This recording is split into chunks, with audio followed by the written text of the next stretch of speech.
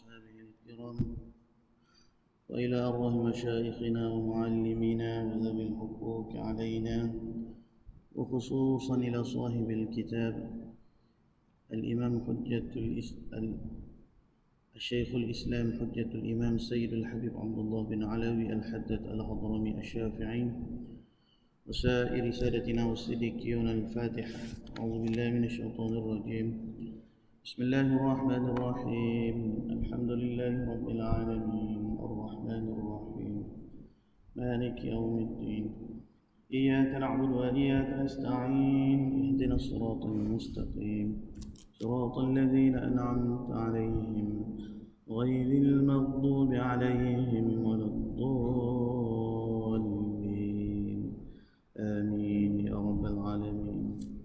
InsyaAllah kita baca selawat Asy-Syaghil dengan niat dan juga munajat kita kepada Allah supaya Allah Ta'ala memberi pertolongan kepada saudara-saudara kita di Palestin sana dan Allah Ta'ala menghancurkan dan melenyapkan segala musuh-musuhnya, puak-puak Zionis Yahudi la'natullah.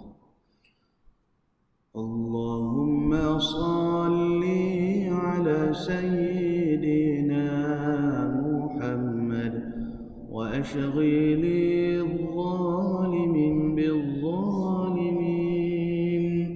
Allahumma salli ala sayyidina Muhammad wa ashghili adh-dhalimin bil-dhalimin wa akhrijna min bainihim salimin wa ala alihi wa sahbihi ajma'in.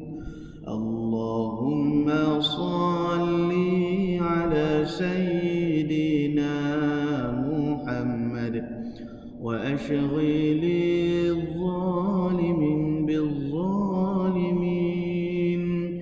Allahumma salli ala sayyidina Muhammad wa ashghili adh-dhalimin bil-dhalimin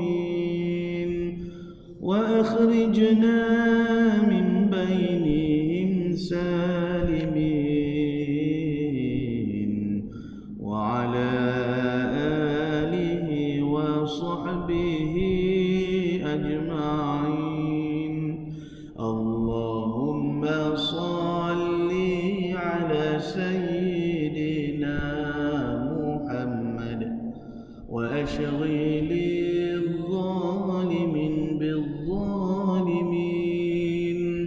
Allahumma salli ala sayyidina Muhammad wa ashghili adh-dhalimin bil-dhalimin wa akhrijna min bainihim salimin wa ala alihi wa sahbihi ajma'in.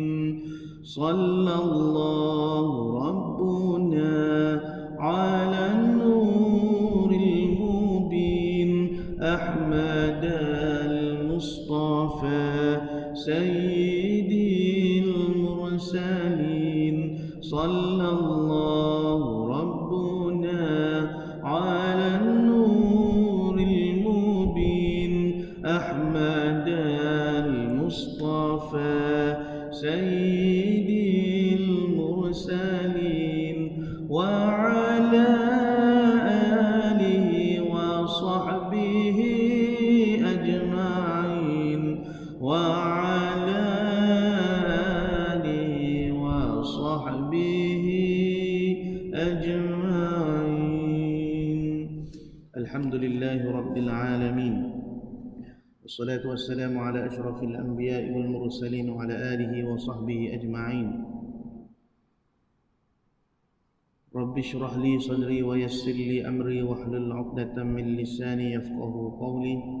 وسدد لساني واهد قلبي بحق سيدنا وجدنا رسول الله صلى الله عليه وسلم. يا أيها الذين آمنوا اصبروا وصابروا ورابطوا واتقوا الله لعلكم تفلحون. اللهم أرنا الحق حقا وارزقنا اتباعه. Ya Allah, ya Tuhan kami, tunjukkanlah kepada kami yang benar itu sebenar-benarnya, dan jadikanlah kami di kalangan orang yang mengikuti akan kebenaran. Wa arinal batila batilan warzuqna ijtinabah. Ya Allah, tunjukkanlah kepada kami yang batil, yang sesat itu sebenar-benarnya sesat, dan jauhkanlah kami daripada mengikuti akan kebatilan dan kesesatan.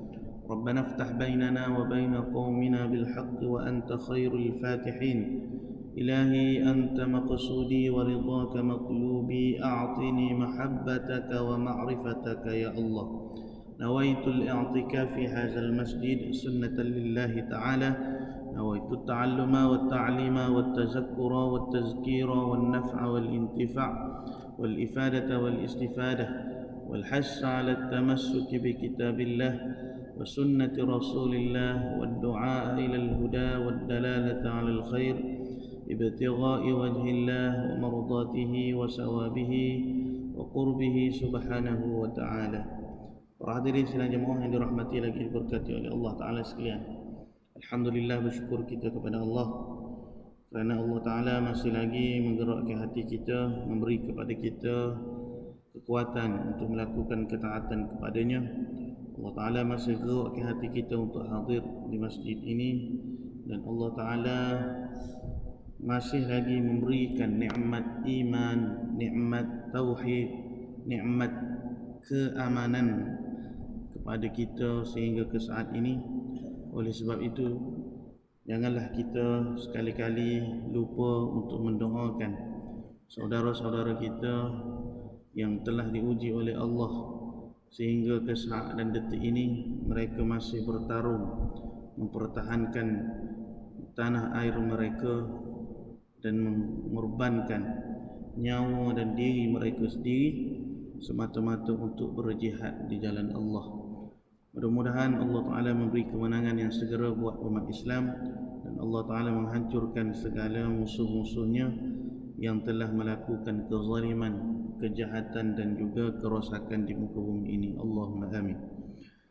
Kita sambung pengajian kitab kita An-Nasaihud Diniyah wal Wasayal Imaniyah. Nasihat-nasihat agama dan wasiat-wasiat keimanan li Syekhul Islam Al-Hujjatul Imam Sayyidul Habib Abdullah bin Alawi Al-Haddad Al-Hadrami Al-Syafi'i rahimahullahu ta'ala. قال المؤلف رحمه الله تعالى ونفعنا بعلومه في دارين آمين يا رب العالمين. Kata pengarang kitab kita Al-Imamul Haddad, Allah Ta'ala berfirman, A'udzu billahi minasy syaithanir rajim.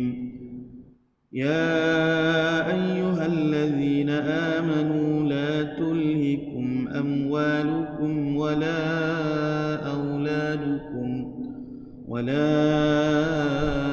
أولادكم عن ذكر الله ومن يفعل ذلك فأولئك هم الخاسرون وأنفقوا مما رزقناكم من قبل أن يأتي أحدكم الموت فيقول رب لولا أخرتني إلى أجل قريب فأصدق وأكن من الصالحين ولن يؤخر الله نفسا إذا جاء أجلها والله خبير بما تعملون. Suratul Munafiqun ayat ke-9 sehingga ayat ke-11. Mafhumnya, terjemahan dalam bahasa Melayunya, Ya ayyuhalladzina amanu la tulhikum amwalukum wala auladukum an dzikrillah. Wahai orang-orang yang beriman, janganlah harta benda kamu dan juga anak-anak kamu melalaikan kamu dari mengingati Allah.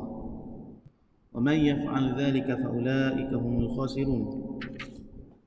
Barang siapa yang berbuat demikian, yakni barang siapa yang dilalaikan dengan anak-anak dan juga harta-hartanya daripada mengingati Allah, maka mereka itulah orang-orang yang rugi.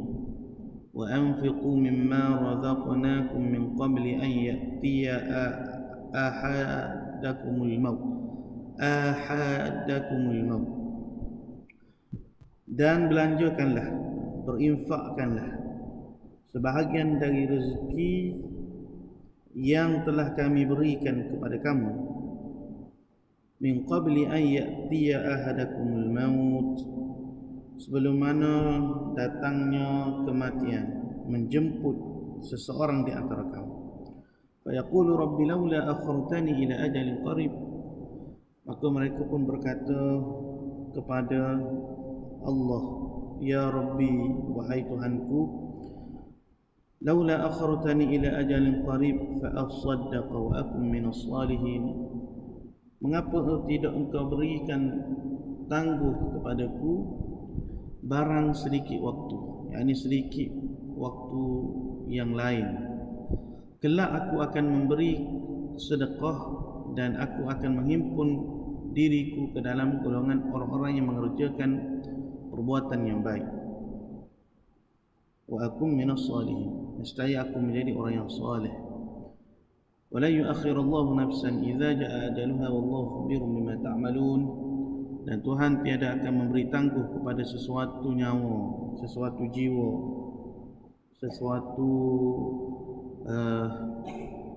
sesuatu roh apabila janjinya telah pun tiba. Dan Tuhan, yakni Allah Ta'ala, Maha mengetahui apa sahaja yang kamu kerjakan. Suratul Munafikun ayat yang ke-9 hingga ayat yang ke-11. Para hadirin yang dirahmati oleh Allah, kita sambung berbahasa dari kitab kita ini. Masih lagi nasihat Al-Imam Al-Haddad berkenaan dengan kategori cita-cita, ataupun kita kata angan-angan, harapan, perancangan kita. Jadi ada pun yang dikatakan bahawa Malikul Maut dalam ayat ni, Allah Ta'ala menceritakan kepada kita, pertama Allah nak bagi peringatan dan juga ajaran kepada orang yang beriman supaya melakukan perkara yang boleh mengingat dan mendekatkan diri kepada Allah. Bahkan harta yang kita miliki dan juga anak-anak yang kita miliki itu sebenarnya sebesar-besar nikmat, sebesar-besar pemberian yang Allah beri kepada kita supaya kita boleh guna untuk melakukan ketaatan kepada Dia. Nah, sebab itu Allah Ta'ala lebih menyukai orang mukmin yang kaya kerana sifatnya yang pemurah, rajin bersedekah. Nah, rajin bersedekah, rajin mengorbankan sebahagian daripada harta yang dia miliki untuk ke jalan Allah. Sebab kita ni tidak akan teruji setelah mana kita dapat sesuatu perkara. Sekarang kita kata kita mungkin orang yang tidak punya apa-apa, bukan kelas-kelas jutawan lah. Nah, tapi dalam hati kita ni semangat. Oh, aku ni kalau ada berjuta, aku nak sedekah belaka ke fakir miskin. Aku nak bantu belaka orang-orang yang susah. Tak ada satu orang pun dalam kampung ni yang ketinggalan pelajaran sebab tak dapat nak sambung pengajian kerana tidak ada duit. Maknanya cita-cita kita tu Masya Allah dahsyat, tinggi kita kata. Sebab kita tu tak mampu nak buat gitu. Kita tak ada harta. Kita ada pun sekadar kita kata untuk keperluan diri kita, untuk memberikan nafkah untuk isi rumah kita. Setakat tu. Jadi kita tidak teruji dengan rasa kasih kepada harta tu selama mana kalau kita tu tidak diberikan oleh Allah harta tersebut. Jadi Allah pun kurniakanlah rezeki kepada kita. Contoh, menaik cabutan bertuah kau lagu mana pun tiba-tiba bolehlah sejuta sungguh. Jadi ketika mana kita memiliki harta itu, maka di saat itulah kita akan berperang dengan kehendak nafsu kita. Dia janji yang pernah kita lafaz sebelum daripada kita memiliki harta tersebut. Jadi orang kalau tak ada duit, tak ada pitih, tak ada harta, dia boleh bercakap belakang. Tak apalah kita kata niat yang baik kan. Niat nak tolong orang, niat nak sedekah. Tapi ujian dia dalam nak menolak perasaan cinta, kasih pada harta tu masih belum diuji oleh Allah sebenar-benarnya. Sehinggalah bila dia dah memiliki sesuatu kekayaan, takdir macam kita sebut tadi, menaik cabutan bertuah boleh sejuta sungguh. Jadi ketika tu serba salah dah lawi. Hati ni berbelah bahagi. Nak ui ke orang ke, nak taruh ke dia, nak mengkayakan dia ke, nak tolong orang hak susah, hak miskin. Sebab itulah orang mukmin yang kaya itu lebih dikasihi oleh Allah. Kerana apa? Kerana kemurahan hati dia. Kerana dia tidak menyimpan di hati dia kecintaan kepada sesuatu perkara dunia. Sebab itu hubbud dunia ni, cinta kepada dunia ni, letak dia bukan di pemilikan kita, bukan di rupa lahir kita, tetapi tempat duduk dianya adalah dalam hati kita. Kalau kita ni tidak memiliki harta sekalipun, tapi hati itu penuh nak kepada dunia, kasih kepada dunia, maka kita tu tetap dikira orang yang berdosa di situ kerana ada perasaan hubbud dunia dalam hati. Tapi kalau kita sekalipun ada harta yang banyak, tapi harta itu tidak memberi apa-apa kepada diri kita, mana ada pun tak apa, tak ada pun tak apa. Sebab itu kisah salah seorang daripada Al-Imam Al-Syekh Abu Hasan Al-Syazili rahimahullahu ta'ala, seorang ulama sufi yang hebat di Mesir. Satu ketika dia ni seorang sufi yang hebat, sufi yang alim, waliullah, maqamnya di Mesir. Syekh Abu Hasan Al-Syazili ini dikenali dengan orang yang memiliki kekayaan, orang yang memiliki harta, tetapi dia menikmati harta itu untuk sebagai tanda kesyukuran kepada Allah, tidak dibawa ke dalam hati dia. Sehingga satu orang mari nak berjumpa dengan dia, satu kisah. Dia nak cari satu orang syekh makruf, dia ni orang yang dikenali di seluruh dunia ketika tu, zaman itu. Jadi satu orang ni mari nak jumpa dengan Syekh Abu Hasan Al-Syazili ni. Dia pun parutlah, berselisih. Dia tengok satu orang nampak pakai pakaian yang hebat, nampak pakai pakaian yang mahal, kita kata. Lepas tu menunggang kuda yang hebat juga. Dia kata, aku nak pergi jumpa dengan satu orang syekh di sini. Dia bercakap. Dia tak kenal dia bercakap tu sebenarnya adalah Syekh Abu Hasan Al-Syazili. Yang mana hebat keilmuan dia, hebat kasyafnya, cerita macam-macam lah. Namanya Abu Hasan Al-Syazili. Jadi Syekh Abu Hasan Al-Syazili ni pun, kalau mu nak berjumpa, pergilah ke sekian tempat. Bila dia pergi, dia tengok satu rumah yang besar. Dia kata, ni ke Syekh Sufi? Ni ke hak dikatakan orang kuat tasawuf, orang kuat tarikat, punya rumah yang cukup besar, cukup mewah. Kemudian dia pergi sana. Assalamualaikum. Setelah tu Syekh Abu Hasan Al-Syazili tadi yang keluar, dia pun dah balik ke rumah dia. Dia pun jawab, Waalaikumsalam. Terkejut dia. Bukankah engkau hamba yang telah aku terserempak di waktu perjalanan tadi? Ya betul, akulah. dan akulah Abu Hasan Asyazili. Lalu ditanya, kenapa engkau ni seorang sufi, seorang syekh tariqah, memiliki kemewahan, memiliki kekayaan yang cukup indah, cukup serba-serbi?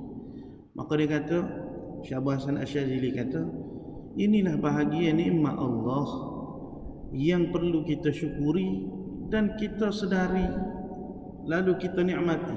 Ini bahagia daripada nikmat Allah. Nah, di antara pemberian Allah yang besar, yang banyak, yang luasnya, bila Allah Ta'ala nak rezeki kepada aku, maka aku terima dan aku syukuri, aku jalani. Dan tidak sedikit pun aku letakkan perkara tersebut ke dalam hati aku. Kalau ada kenikmatan, kita nikmati, kita syukuri, kita jalani gitu. Nah, kalau Allah uji ketika kesempitan, ketika susah pun, ya, kita terima, kita nikmati, kita syukuri.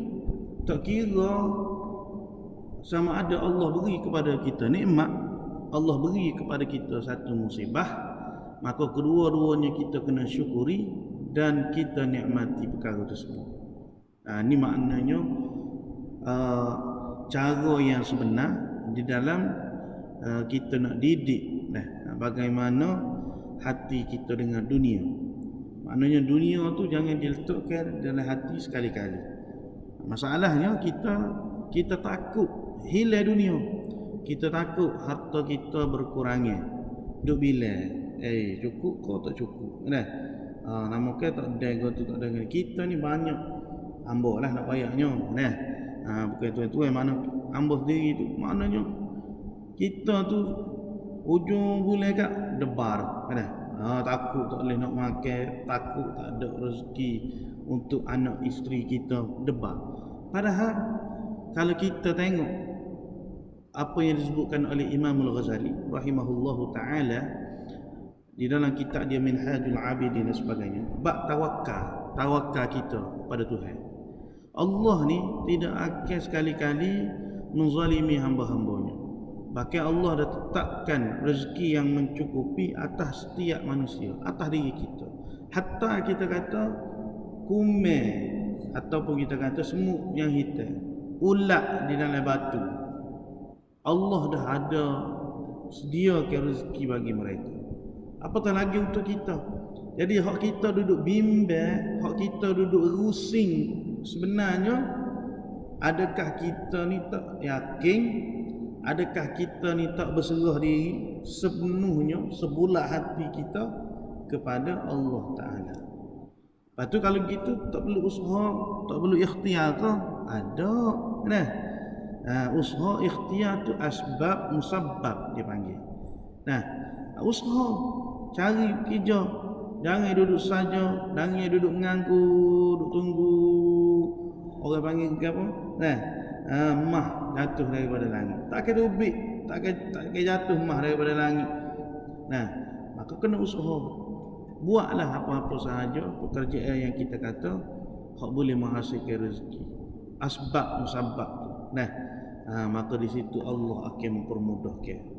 Sebab maknanya kita kata banyaklah kalau kita yakin sebenar-benarnya yang Allah ni Maha Pemberi rezeki, Razzaq. Kadang-kadang berapa banyak benda hak kita telitah dalam hati kita. Contohnya, berasa nak makan roti canai lah. Mari berasa dalam hati. Ada ke Tuhan? Bisik dengan Tuhan.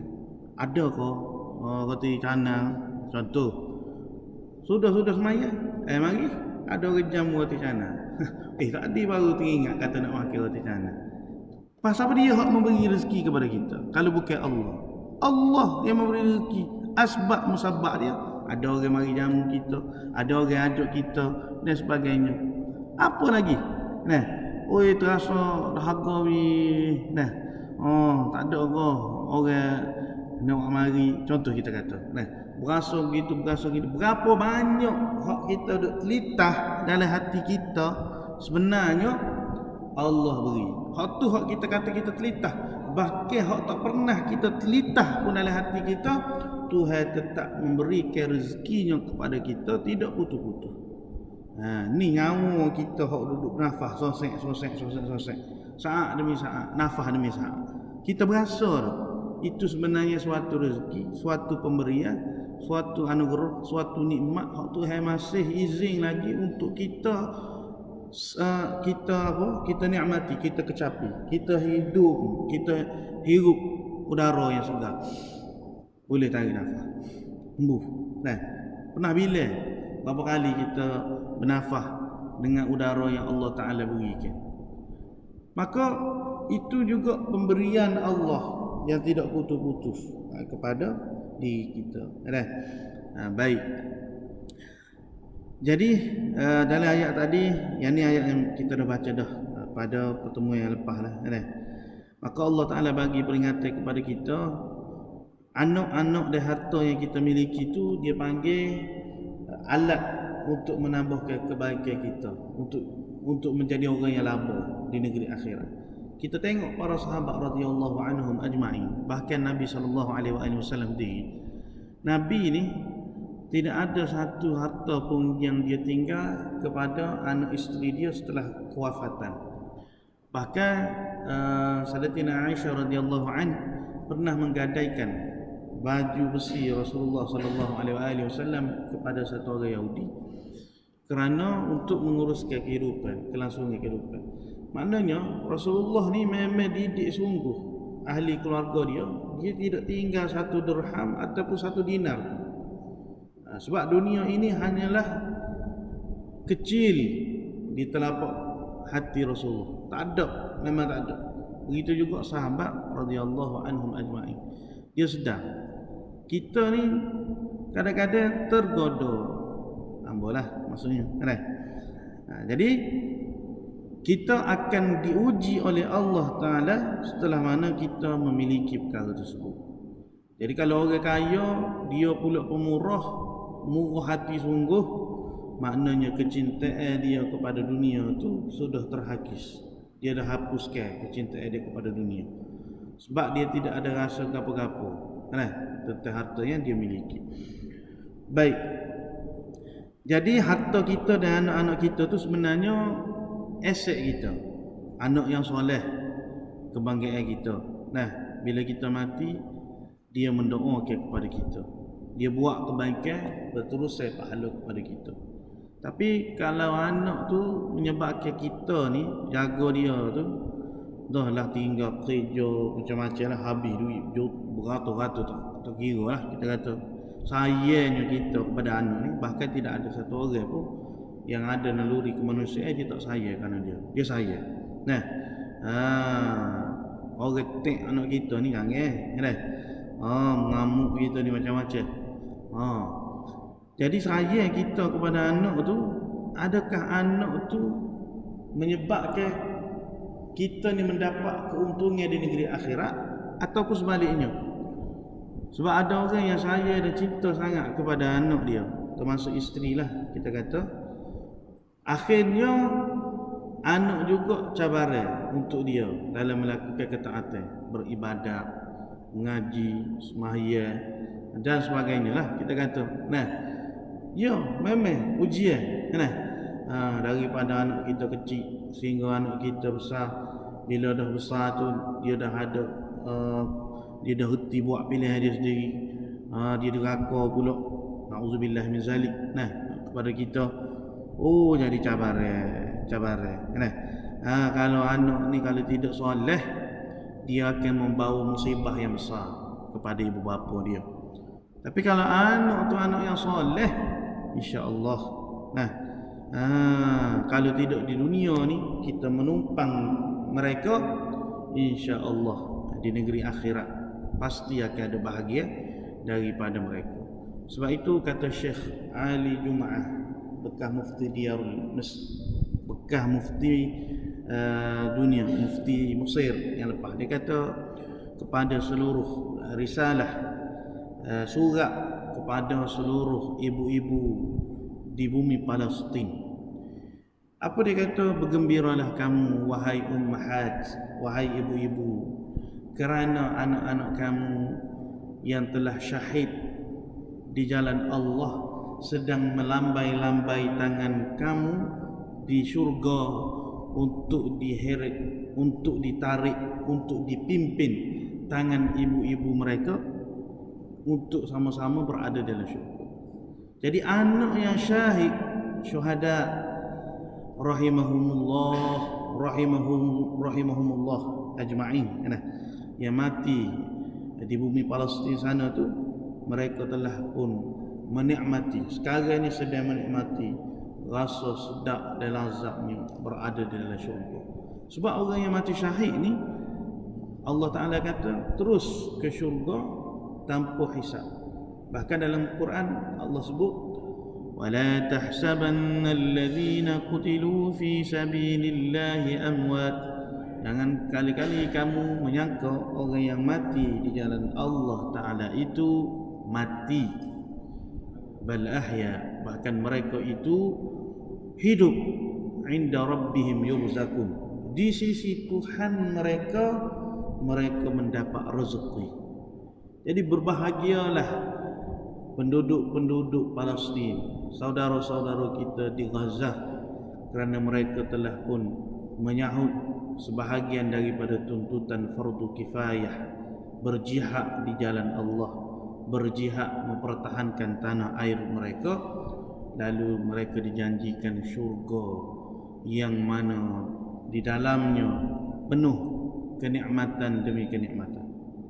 Jadi kita seharusnya rasa cemburu kerana Allah Ta'ala mudah memberikan kepada mereka syurga, walaupun pada mata zahir kita ni nampak nampak kezaliman. Ya, betul, kezaliman, kesesaan itu kita tak setuju. Syarak pun suruh kita tidak redha dengan perkara-perkara yang zalim. Tapi di sebalik hikmah itu, sebenarnya sahabat-sahabat kita, saudara-saudara kita di sana telah pun mendapat kenikmatan demi kenikmatan yang telah dijanjikan oleh Allah Ta'ala. Yang lelakinya sekarang ini sedang menikmati bidadari-bidadari, hurun ain dan ainul maghdiyah dipanggil, bidadari-bidadari syurga yang indah, yang cantik. Nah, itulah orang panggil jaminan dan juga rezeki yang Allah Ta'ala telah janjikan kepada mereka. Kemudian dalam ayat lain kata Allah, a'udzu billahi minasyaitonir rajim, innama amwalukum wa auladukum fitnah wallahu 'indahu ajrun 'azim. Sesungguhnya harta benda kamu dan anak-anak kamu itu hanyalah menjadi ujian, dan di sisi Allah jugalah pahala yang besar, pahala yang selepas mana kita diuji dengan harta dan juga anak-anak kita, maka Allah sediakan satu pahala yang besar di sisinya sekiranya kita ni berjaya melepasi ujian-ujian tersebut. Baik, adalah dikatakan bahawa Malikul Maut, yakni Israel, akan menjelma kepada manusia ketika telah hampir ajal, lalu memberitahu bahawa ia akan mati. Jadi di saat kita nak mati tu, Malikul Maut, Israel mari duduk tepi kita. Pada kata, hei hamba Allah, sekarang ini sudah tiba masanya engkau akan mati. Sekarang ini sudah tiba masanya engkau akan dicabut nyawamu. Jadi orang yang sekeliling kita tu tak dengar. Kita ni lipah mata. Dia berhati. Nampak Malikul Maut. Jadi ketika tu kita ni sakarat dia panggil. Sakarat. Kalau bahasa sains kadang-kadang dia kata halusinasi. Halusinasi ni, adakah kita kata itu suatu khayalan semata-mata? Kita sendiri hok nampak, kita seorang saja hok nampak, adakah benda tu betul-betul real ataupun hanya sekadar khayalan? Maka ni ketika sakarat ni dia tidak khayalan ni hak sebenar. Malikul Maut. Mungkin Malikul Maut tu datang dalam bentuk rupa yang sebenar ataupun dalam rupa yang dia menyamar sebagai manusia dan sebagainya. Jadi Malikul Maut berkata, "Mu ni akan mati wahai hamba Allah." Maka orang itu pun memohonnya dengan berkata, wahai Malikil Maut, tangguhkanlah aku barang sebentar. Tunggulah dulu, jangan cabut lagi nyawa aku. Nah, supaya apa? Supaya aku boleh bertaubat kepada Tuhanku dan memohon keampunannya, supaya aku boleh minta ampun dengan Tuhan. Jadi ketika tu dia panggil nyawa di ghor. Nah, ghor, nyawa berada di halqum, kerongkongan. Taubat dah tertutup dah. Pintu taubat tu hai tak terima. Nyawa-nyawa ikan. Seperti mana taubatnya Fir'aun. Fir'aun ni bila dia dah lemas, dia pun mengadu dengan Nabi Musa. Wahai Musa, aku nak berimeh dah dengan agama. Apa sebab nak mati lala dah. Rasa lemah. Air penuh dalam mulut, penuh masuk ke dalam perut aku. Lepas tu mai. Dah Fir'aun tak aja sakit semua hidup, tak rajin menderita, tak pernah demam. Nah, lemah tu kan. Mengaku dah, Allah tu Tuhan, nak berimeh dengan Nabi Musa AS. Tapi ketika tu tak ada dah, pintu taubat sudah pun tertutup. Jadi sama keadaan orang ni, dia minta dengan Malikil Maut, tangguh dulu sekejap, aku nak taubat, aku nak minta ampun dengan Tuhan. Maka apa kata Malikil Maut? Bukankah sudah lama engkau diberi tangguh dan usiamu telah lanjut? Mengapakah engkau tidak juga bertaubat? Berapa banyak lagi masa hak Tuhan beri padamu? Lama mana dah Tuhan hak beri padamu? Tak juga mu taubat, masih lagi nak menangguhkan taubatmu kepada Tuhan dan tidak kembali kepada Tuhanmu sehingga ke masa dan sehingga saat ini. Sekarang masanya telah habis dan ajal yang ditetapkan untukmu telah pun tiba, kini tidak boleh ditangguhkan lagi. Itu satu kisah syarah yang disebutkan oleh para ulama berkenaan dengan ayat tadi. Setengah ulama berkata, sekiranya seluruh isi dunia dimiliki oleh orang itu, yang mana dengannya, yakni dengan isi dunia tadi itu boleh membeli sejam, boleh beli masa sejam, tak apa dah, untuk menambahkan umurnya. Contoh kita kata nak mati pukul 8. Masa tu kalau lah dia boleh kumpulkan seluruh kekayaan harta duniawi yang ada dalam dunia ni, payah tambah sejam lagi, jangan mati lagi pukul 8, pukul 9, tak apa dah. Jadi ketika tu nescaya dia akan lakukan, dia akan bayar. Tapi tak boleh dah. Seperti mana kisah yang berlaku di zaman Nabi Allah Sulaiman.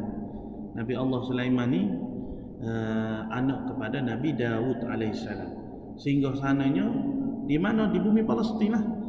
Di bumi Palestin ni bumi yang bertuah, bumi yang berkah, bumi anbiya, bumi segala rasul-rasul, para nabi-nabi banyak lahir di situ. Nabi Isa alaihissalam pun lahir di Palestin, di Masjidil Aqsa tu lah, di bawah tu. Tempat bersuluknya, tempat mihrabnya Siti Maryam, di banyak Masjidil Aqsa tu lah, bawah tu. Tempat Siti Maryam mengadu dengan Tuhan dia. Hinggalah Allah Ta'ala meniupkan roh dalam perut Siti Maryam tu, di situlah. Jadi satu kisah di zaman Nabi Sulaiman alaihissalam ni, satu orang ni dia duduk dalam satu majlis dengan Nabi Sulaiman. Lalu ada satu orang lelaki, Malikil Maut, duduk tengok, duduk perhati lama ke dia. Dia kata, siapa dia ni? Malikil Maut ke ni? Dia pun kata kepada Nabi Sulaiman, wahai Nabi Allah Sulaiman, boleh tak menghantar aku di suatu bumi ataupun di suatu tempat pada pasir yang jauh daripada manusia, supaya aku diselamatkan daripada malaikat maut yang nak cabut nyawa aku. Dia kata, Nabi Sulaiman kata, boleh, tak apa, kalau itulah permintaanmu, aku tunaikan. Maka Nabi Sulaiman dengan kekuasaan dan juga kehebatan yang Allah beri kepada dia, dia pun hantar lelaki tersebut di suatu padang pasir yang jauh daripada manusia. Lalu bila dia sampai di sana, seketika datanglah lelaki yang tadi, yang berada dalam majlis bersama dengan dia, Malikil Maut tadi, betul-betul di tempat hak dia bersembunyi itu. Akhirnya dia dicabut nyawanya di sana. Maka ulama menafsirkan malaikat maut tadi tu waktu dia berada di majlis bersama dengan Nabi Sulaiman, dia pelik. Sepatutnya orang ni kita kata lapan suku, dia mati di tempat lain, tapi lapan 14 ni dia duduk di lain lagi. Lagu mana ni? Malaikat maut ni. Oh, rupa-rupanya dia pergi minta dengan Nabi Allah Sulaiman. Akhirnya memang betul apa yang ditakdirkan oleh Allah pada lapan suku dia mati di pada pasir. Maka di saat dan ketika itu jugalah nyawa dia dan ajal dia dicabut dan ditarik oleh Malikul Maut. Kemudian kata pengarang kitab kita, seterusnya lalai akan perkara akhirat serta membelakanginya urusannya sesama sekali akan menjadikan manusia melakukan lawannya. Wallahu taala alam wa ilmuhu atam. Jadi setakat ini ada untuk malam ini, mudah-mudahan kita mengambil manfaat dan juga pengajaran daripada apa yang disampaikan oleh pengarang kitab kita. Yu'til hikmata man yasha